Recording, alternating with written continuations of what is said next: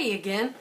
So I want to tell you a little bit about a table of contents because I don't know what I'd do without a table of contents. I mean, a table of contents is just like a map that shows me where I need to go. Which, when I'm looking at a book like this big, with this much stuff in it, I need a map, you know? It's kind of hard to get into it. I'll give you an example. The other day I went to the Nashville Zoo, and it was really cool. I wandered around and saw some neat stuff, but I almost missed the elephants. In fact, I only got to see them for like 5 minutes, because when I came into the zoo, I didn't pick up the map. I just, like I said, wandered around, and it was great, but I didn't get to a whole section of the zoo. I didn't even know it was there, but it's where the elephants were. I didn't get there till 3:55. Well, at 4 o'clock, they called the elephants in. So I hardly got to see the elephants because I didn't take advantage of the map that was there. So many times we forget to take advantage of the map in a book too. So don't do that. Use it to your advantage. So here's how I used the table of contents just the other day. One of the things I do when I'm not writing is I take kids outside at this place called Camp McDowell Environmental Center. It's so cool. We get to learn all about nature. So I was hiking with these kids, and this kid found a really neat thing. Up on a tree branch, there was an ant, but it wasn't moving. And so like we went up to it, we watched it, we poked it. It didn't move. In fact, it looked like it was paralyzed or maybe dead. And so we puzzled about it. We couldn't figure out what it was. Later, I came back to my library, you know, and I got this book out. It's called Tracks and Signs of Insects and Other Invertebrates. And I love it. It's really awesome. For all the weird things that you find out there, you just don't know what they are. So I thought, well, maybe, I mean, it's an insect, right? And that maybe there's something going on. And I thought, well, I'll check it out. So I looked at the table of contents to see, you know, my possibilities.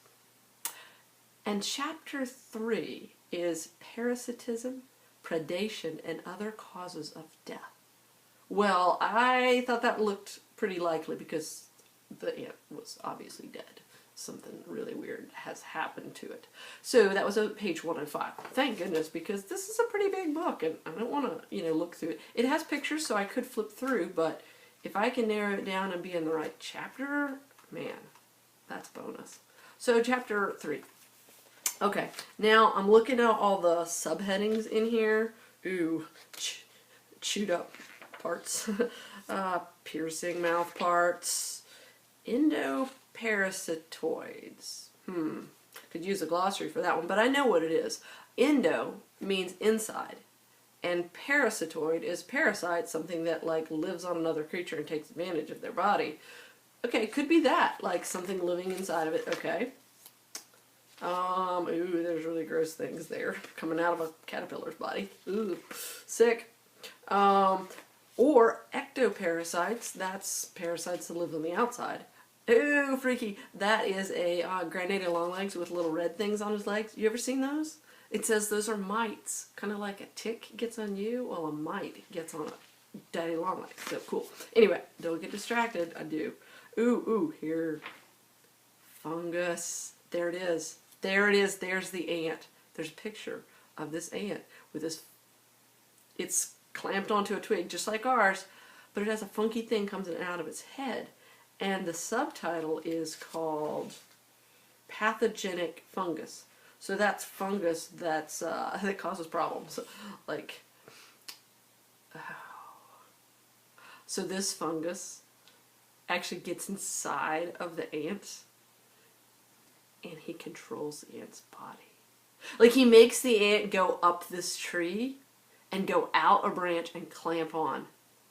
And then, like, the fungus inside the ant, like, consumes all of it. And then, we didn't see this, but in this picture, and this description says that the fungus pops out of the ant. Like the mushroom part, you know, that you see of a fungus, sticks out, and then it releases its spores, like seeds. I mean, they're not really technically seeds, but they're like seeds. And because the ant has climbed up this tree and grabbed on, the seeds can spread far in the wind. Wow, how cool is that? So that's what the table of contents can do for you. Man, I could have looked through this book and found all kinds of cool stuff, right? But because I used the table of contents, I found what I was looking for. And that was really helpful. So now I have a challenge for you. A table of contents challenge for you. I wrote this book, Wild Discovery, Wacky New Animals. If you can get your hands on it, you can participate in this challenge. Because there is a table of contents in this book. Because there's a lot of different chapters in it. And the table of contents, we organized it by place, pretty much. So places that these wacky animals were found. Oh, it's cool. It's just fun to look at it. It's kind of like a preview of the book. There's something called the black warrior wasp. Ooh. Ooh. There's a leech in this book. Fun stuff. So, I have a challenge for you with the table of contents. First challenge. There is a monkey in this book. It lives in the rainforest. That's a hint. It's called the TT monkey. I challenge you to figure out what kind of weird, wacky sounds the TT monkey makes. I mean, I know the name is kind of funny, but there's other funny stuff about this creature. So check out the table of contents. Second challenge, even better.